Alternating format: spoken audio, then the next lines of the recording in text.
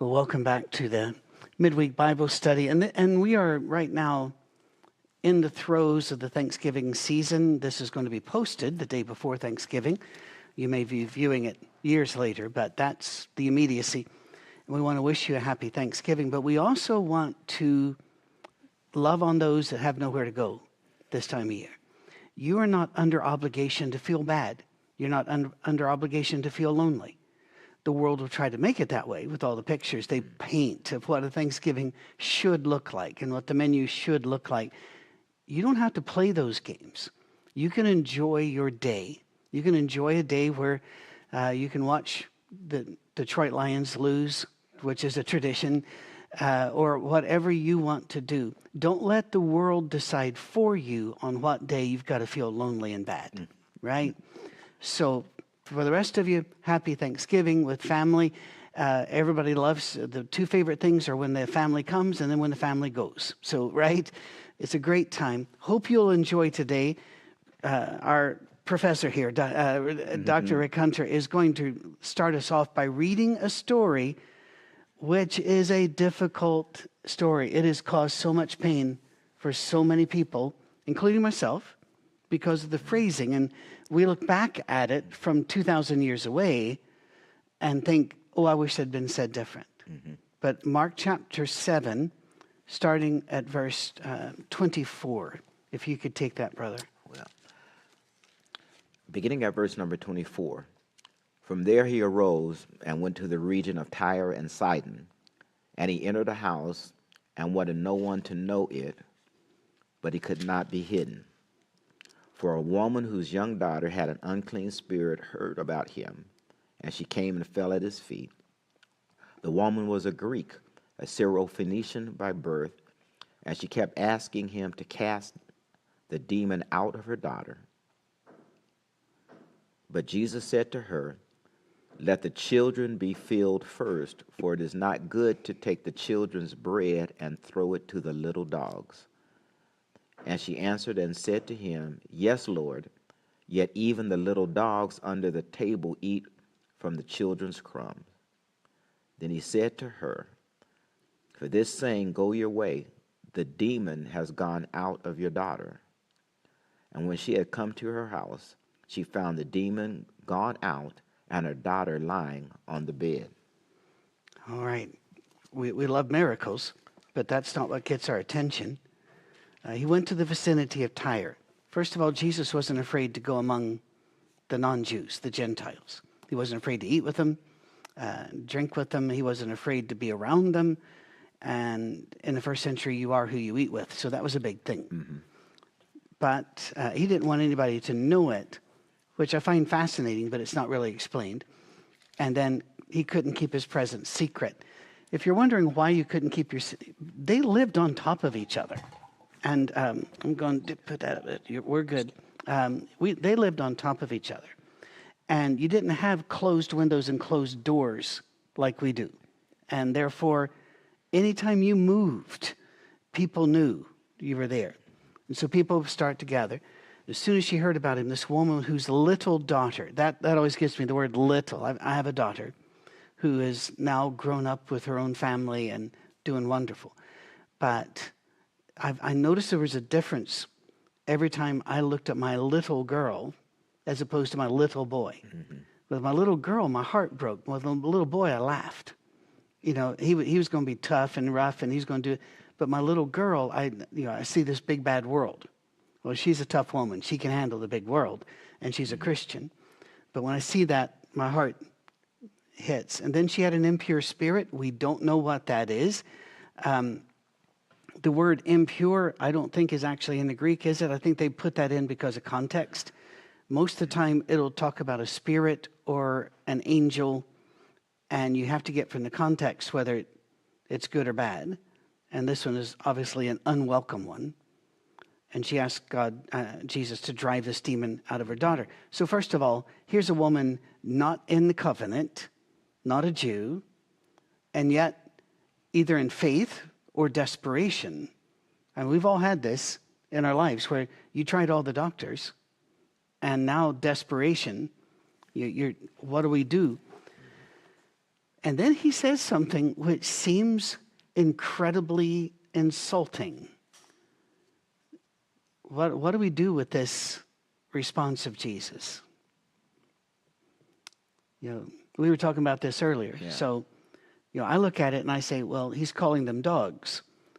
But you brought up that there are different words for dogs, and there might be a subtle meaning here. Can you explain that?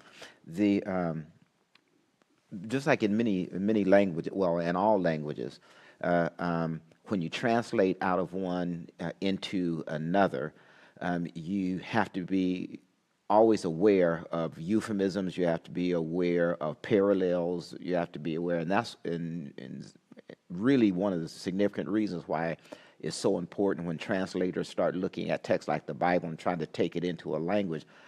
Just like we know, many times they have to live among the people, especially if it's a language where it's very isolated. And I've read several occasions where parts of text have not even been translated because they cannot find parallels that keep it clear enough, so they just have to do the best that they can.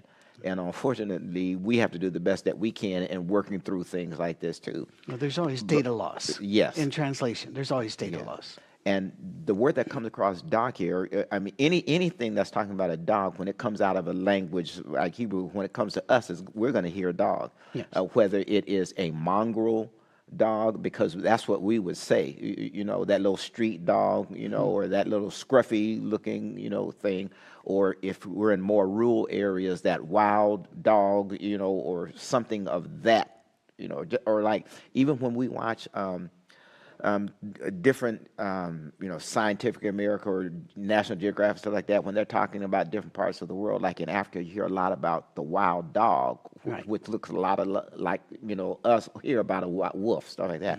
And that's what we say, a wild dog, that what we know. And at this time, there were house pets, stuff like that. And they were kept. We know that because he used the terminology. And when he talks here about that, there's a meaning that he's getting to, and that that when he says here, let me see, in verse number 27, and Jesus had to her, let the children be filled first, but it's not good to take the children's bread and throw it to the little dogs. That the little dog that the little dog he's referring to, is the dog outside, the mongrel, the scavenger, because the one kept inside would have just been dog. And so he's using a term that they were familiar with, but that they would also know that is not what is of them. It's not like the house pet. It's not theirs by nature. It's the one outside in the streets, that are roaming, that are lost, that have no detachment to anyone. But he's also, in the way he says it to the little dogs, he's letting her know, or he's trying to put across, is not the right way to say this. Christ is, what is being put across is that this little dog may not be in the family now, but will be. So are there two different words? For example, it's not right to take the children's bread and toss it to the dogs. Now I like the NIV use of the term toss, as in you don't care about the kids. And Jesus' primary mission was to Israel. It was to the Jews. But then she replies, even the dogs under the table. So she's referring to pet dogs there, as opposed to the dogs you would throw the food to, the children's food out in the street for them. And see, this surprised me. And we talked about this earlier. So it surprised me that they had dogs as pets. But when you begin to think of it, he's in Tyre. He's not in Jerusalem. And so it would have been far more common to have inside dogs. I don't know what archaeology tells us about inside dogs among the Jews. Yeah. Well, the diaspora was growing and had been growing, and as Jews started moving out, the strict traditions of their homeland and the strict traditions that they saw were starting to meld with traditions of other people. There were still lines defined, but those things were, it's just like when you move when you came from Colorado, to here, there were certain things about the Rocky Mountains that came with you and stayed a little bit, and there's certain things about here that when you go back, you refer here that way, and that's just the reality, of being life and the way that God built us. Everywhere you go, you're going to take something with you, and Got you're to going to adjust. bring something back. Yeah, and so that was. Now I can't. The historians on this text. Uh, um, they let us know that the words were there, the mongrel dog or something like that. But as far as going down and saying what kind, and isolating it out, it said we don't do that. We can't do it, but we do know this, that's what it was referring to, Okay. and the implications of the text lets us know that he was leading her. He was leading her in. He was guiding the argument. It looks like a blind insult, but the fact is he was leading her in an argument that was, how can we put this? Excuse me. Arguments were entertainment back then, and also ways of learning and ways of grouping and identifying. That's why you would have the people in Athens walking around finding a new argument. Yeah. It wasn't like mobs in the streets. This was logic. This was unfolding of truth, and it came through disputation. So he's setting that up to her. And if you noticed when he read, there were little dogs as a differentiation. Now, you don't always get that, but it's rather like the impure spirit. You get it from the context. And this is more complicated than even translation, because in translation, there's always data loss. And in looking back at another culture, there is always data loss, because you cannot know. These people lived in a cultural bubble that was very complex, and they didn't feel a need to explain all of that to people that were going to live 2,000 years later. So it's one of those reminders. The Bible was written for us, but it wasn't written to us. Therefore, Peter's sermons, Mark writing them down, didn't feel like they needed to footnote all of this.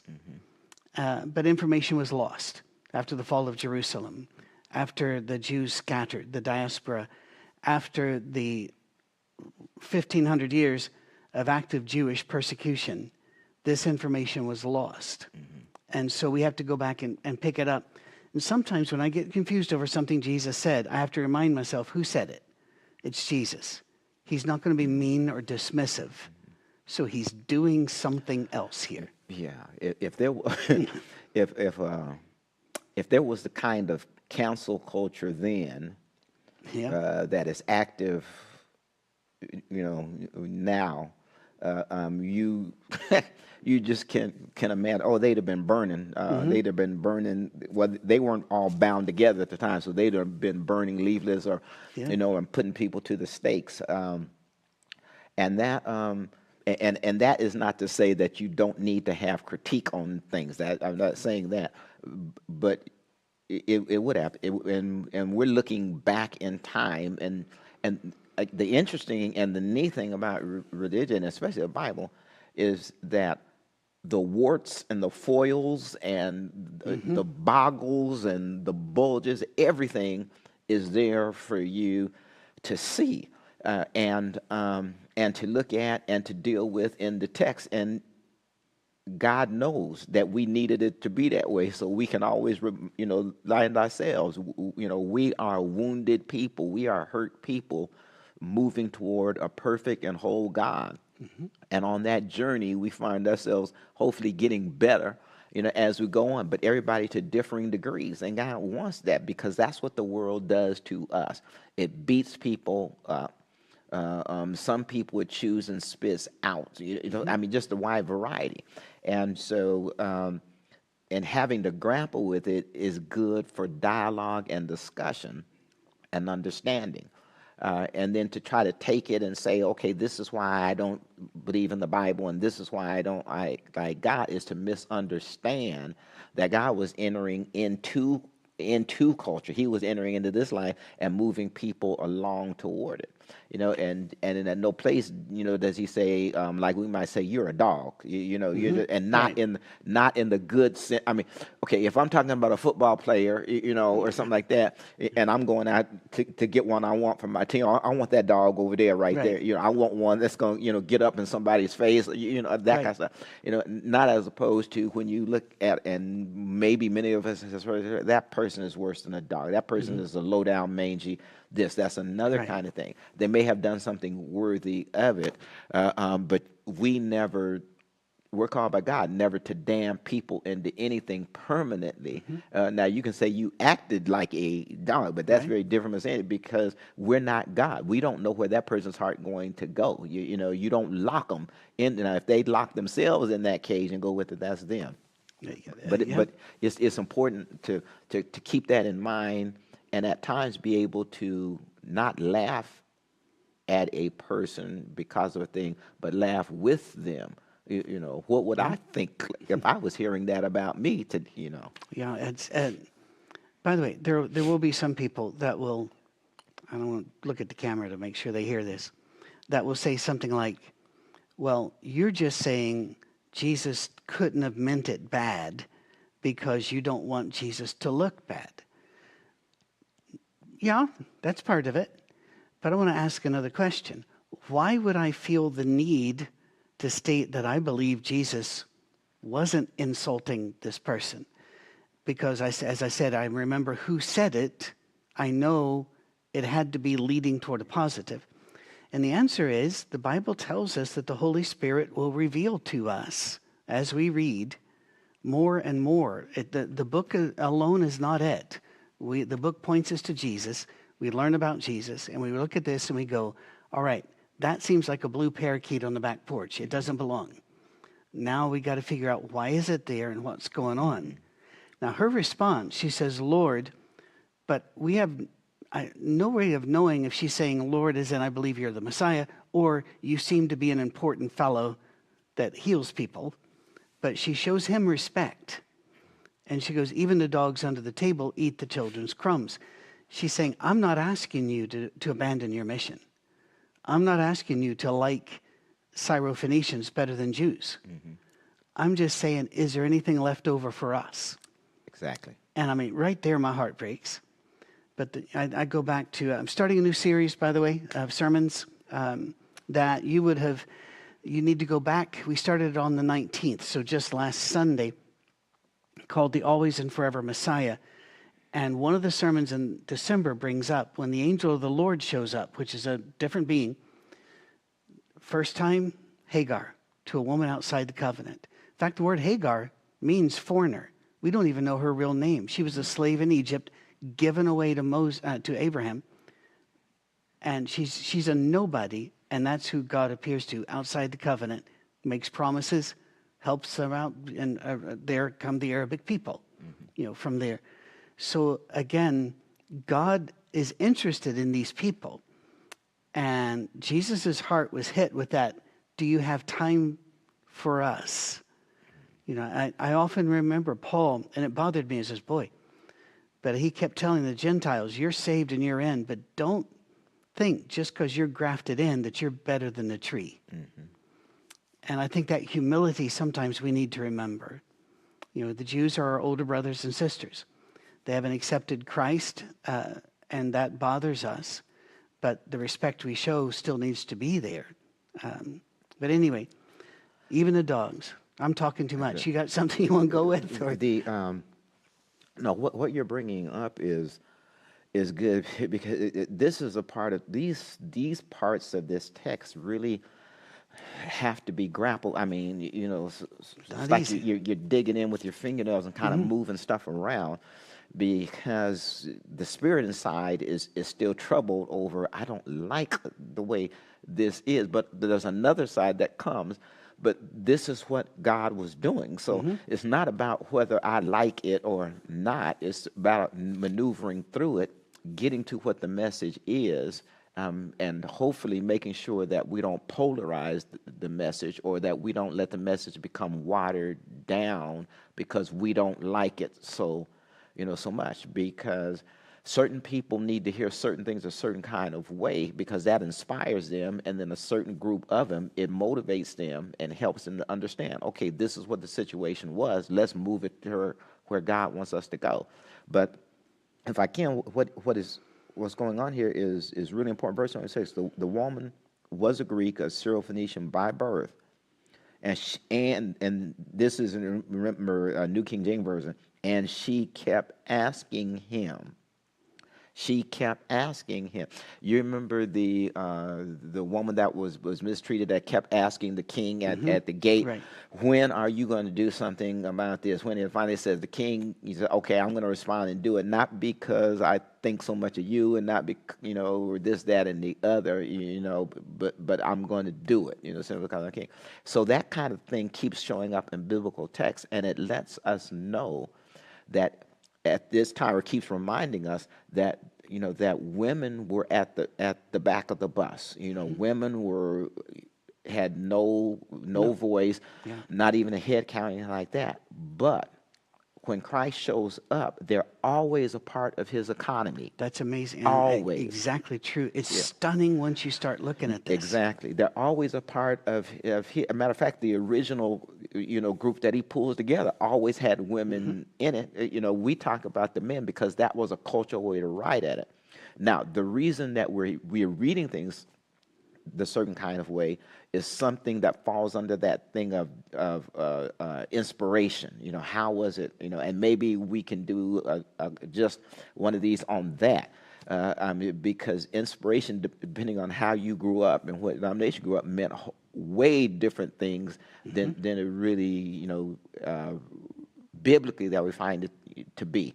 And we start casting people out and stuff, or either saying it's not true because we don't understand how God worked in them through the Spirit, or as he's talking to them, and then how the Spirit opened up stuff, which is very important, to understanding how we apply the text. Because sometimes, at least in our faith tradition that we came from, certain texts that are written have no importance, although they're written just like the ones that have importance, because this one over here doesn't fit with what we want the end to be. Okay, and so in this particular text, the woman, she said he kept asking, and so that lets us know that there's some common movement, not just a showing up and a happening, but there's something that we're not privy to in the text because we don't need to see it. But there was some around because she kept asking, and that gives a sense that not just maybe in this period, in this moment, but she's been asking because, and remember, at this time, not even Jewish women had access to study and understanding. And so the women that were around Jesus were different. I'm not saying different group as in God created them special. They were different. Jesus elevated them Yeah. by allowing them to have a rabbi and be in the presence. Exactly. Now, this woman then most likely had been following Jesus and followed him into the house. And that's something we don't get. Yeah. Because he wouldn't have gone into, a Syrophoenician would not have gone into the wrong house, although this is Tyre. Exactly. She must have been begging him through the streets. He gets into the house. She may have been attracting the crowd that then finds Jesus is in the house because of that persistence thing. Yeah. And she believes. And she believes. She has some faith here that whatever's been going on with my daughter, she's not getting any better, and which is a theme in these miracles. These are happening, but you can. I'm not giving up on you because I know. So she had seen something, she understood something, she heard something, but it was enough to invest herself in, which that theme is going to come up. It may come up in before we finish this discussion or in the next discussion for the next post that we have. He says, for such a reply, you may go. The demon has left your daughter. And again, I'm not a Greek expert at all. In fact, I'm not even a Greek novice. I just find people that knows this stuff. But I'm very intrigued by the tense, as in, I've already taken care of it. So this exchange was for the listeners. It wasn't required for Jesus to heal her daughter. There's something going on in this exchange that the listeners were supposed to learn from. And I believe that it will come in it'll come back around this lesson in chapter 8 when he feeds the 4,000. And that idea of persistence and trust. He's going to do well. Jesus couldn't get knocked off his primary mission. That was true. But constantly, he brings in, like Samaritan woman, the Roman centurion. He brings in those outside the covenant to let you know that there's a difference between a primary mission and a solo mission. He's not here just for the Jews. He's here for these as well. Yeah. So the demon's already gone. You know, the demon's gone. Now I can't reflect back and say, okay, looking into the future or futuristically thinking, I was saying, okay, there's going to come a time when they're trying to mimic what I'm doing, but it's not going to look like this. I can't do that because I would be hatcheting the text, Right. you know, and it would appear that I was hatcheting the text to a side. I try to, you know, I think it's clear. We do it all the time. You know, and but the reality is, and almost every time when there's a miracle, the writer always lets us know that this thing happened. It happened immediately. It happened. Something in the text lets you know that it happened, as opposed to what basically we see going on in our world today. This healing happened, but it happened to nobody you know, anybody you know knows. Nobody, you know, it happened, and that's one thing. And then it happened gradually. There was a thing. There was this. Right. There was that, and then it happened. You know, it was Jesus. You know, and all the miracles that show up, just like here, they came home and found that the demon was already gone. Well, home doesn't mean we took a day's journey back there because the girl was right there. We went around the corner. We went there. You said, I already, you know, this already happened, and it happened without. And remember, Jesus had told them at the very beginning, don't say anything about this. So he wasn't doing it to broadcast, okay, tell them I did it so the people can show up, which lets us know in the Hebrew text and when we move through into the First Testament is that it's always about Jesus' presence is always there. He's always with us. We're going to come to feel it or know it through the indwelling presence of the Holy Spirit. But here he's with you, and when he's with you, the miracle is always there. If that makes sense, if I'm not muddling the water, it's always there as opposed to a show. Although they were, yeah, he went out of his way to never let it be a show, and that was, you know, he didn't even at the feeding of the 5,000 stand up and say, "Right, watch this." Yeah. He told the apostles, gather things together, and you put them in groups, and you distribute the food. Even though he was doing the miracle, and the people obviously would have wondered where the food came from, Jesus seems like he didn't say a word about it. And again, the abundance of blessings that are in our own lives, Jesus doesn't have to show up every time saying, "Hey, that's me." You know, we know he makes these blessings flow, and on the righteous and the unrighteous. But he takes special care of people, and he did tell us. He's the one that told us the parable, saying, when you talk to my Father and you ask for something, be like this persistent widow. Be like this woman that wouldn't leave a king alone. Just keep hammering heaven and don't stop. And I find that interesting because I had two older sisters. And every now and then, one of them would lean over and tell me how I should approach Dad or Mom, because they'd had the experience. And it just tickles me that Jesus is leaning over and said, now there's something about my dad. If you're going to casually pray, he's going to casually think about it. But if you just keep coming, even though you have no standing, you're going to get through. And I like that. I really do. We're coming up toward the end of our 30 minutes, and we've got about another 5 minutes to go. We're going to come, however, I want you to look at the context, if you would, please.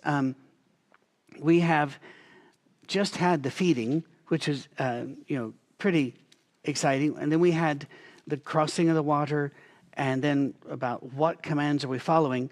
Then this hits. We're going to have another rather amazing healing, and then we're going to get into a miracle that shows us we have a problem trusting Jesus. and that's the feeding of the 4,000. So this is day before Thanksgiving, so we're going to shut this down. We're going to cut this off here, give you a little bit of extra time, and then next week we will run back at this again, full bore. Okay. Thank you, Rick. All right.